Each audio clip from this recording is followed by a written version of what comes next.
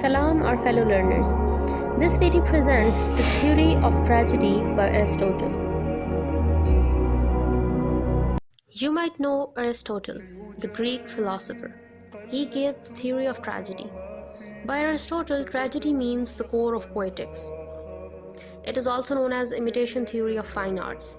Now you might think that it is difficult, but once we do its analysis, it will seem easy to you. Now in this definition, tragedy means genre of drama. Imitation means, by Aristotle, that it is reproduction in a better version. Reproduction of life, reproduction of everything which is in universe. And by action he means the object, which is serious and it has magnitude, which means it has moderate size and length.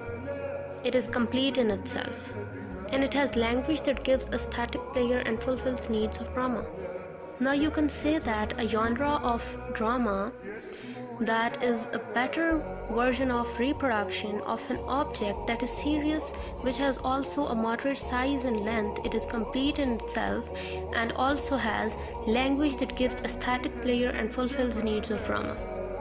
By this definition, you know what is tragedy. Here I have taken the example of Dr. Faustus. To understand well, you can consider example of any tragedy or any play. Then the next part, each kind brought in separately in various parts of work, it means that every part is equally important. Next, the dramatic means which is performance based, which needs performance, and it is not in narrative form.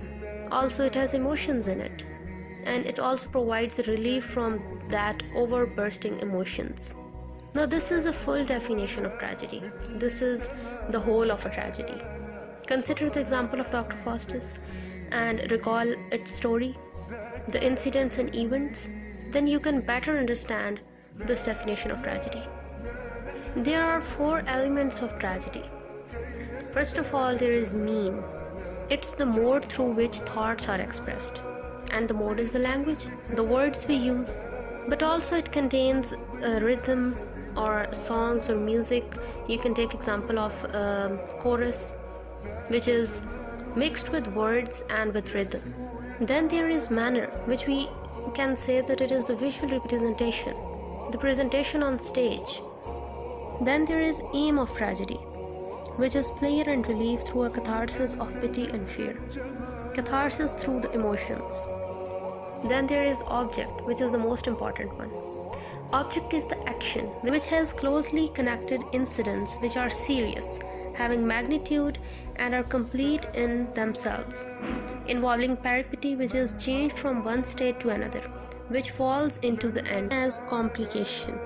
At last, certain discovery led towards suffering, which is going from happiness towards misfortune. Aristotle analyzed tragedy into 6 parts. First of which is plot. It is the most important one. It is the backbone of tragedy. It contains human actions or experiences. It is an imitation of actions of life, of happiness, and of misery. Plot contains major 3 points. First of which is unity. According to unity, incidents must be so connected that if one is changed or removed, the whole plot is disturbed. For this, plot must be complete. It has certain magnitude, it should be in sequence, and it seems to be natural. It seems to be natural. This is the most important thing. Then there should be artistic logic in it. Then comes action, which says that there must be an action which will not happen, but there is a probability of it to happen, that it might happen. By Aristotle, the poet discussed the things that might happen in the work. Now coming towards emotions and catharsis, plot must contain powerful appeal to emotions of pity and fear. There should be themes of sufferings, so that one can experience pity and fear. Now there are 3 ways of it. Number 1, the suffering can come from a friend, then from an enemy, or from a stranger. The one which hits the most is the suffering that comes from a friend, because it is the unexpected one.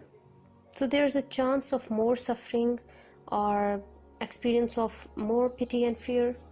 in this case. The next one is character. It refers to the certain moral qualities which we ascribe to the agents in the tragedy.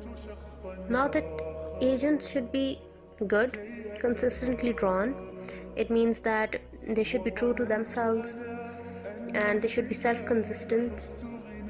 The other thing is that they should be traditional persons like Oedipus, so that they make a tragic flaw. At last, they should true to life and they should present the qualities which they actually possess. The qualities of a tragic hero are that he should be a man of average virtue, he should be overtaken by misfortune, and he should be a person of higher rank which affects the other public, and there should be suffering. Character should take false step which he take blindly, which will lead towards his or her tragic flaw. Next, there is thought. Thought is the intellectual qualities of character. By Aristotle, thought means either the intellectual ability of a speaker or saying right thing in right time. By diction we mean language, but in Aristotle's words, it is the poet's choice and arrangements of words.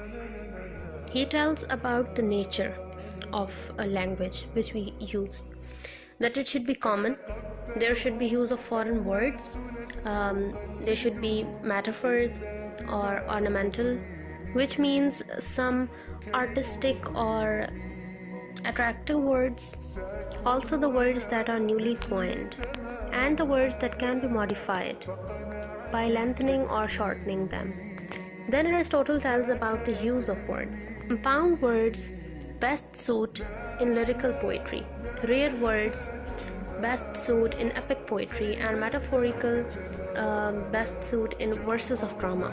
However, he further tells about verses of drama. Moreover, there is melody. In simple words, we can say that melody is music, and by melody Aristotle means the lyrical or musical elements which are provided by chorus, which was presented in Greek dramas.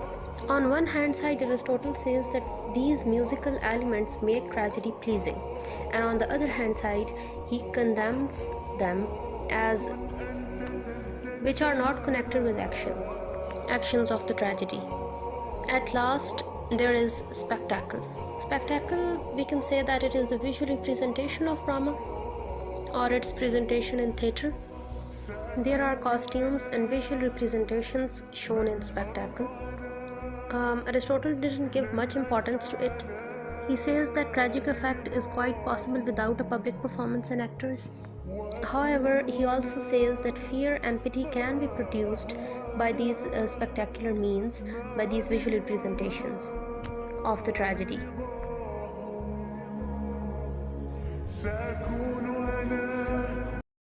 Thanks for watching our video. If you like it, then do subscribe our channel.